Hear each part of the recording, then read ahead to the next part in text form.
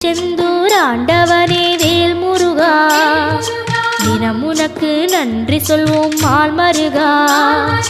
திருவடியில் தவம் இருப்போம் திருமுருகா, தீப்பெழுது நலமெனவே வடிவழகா.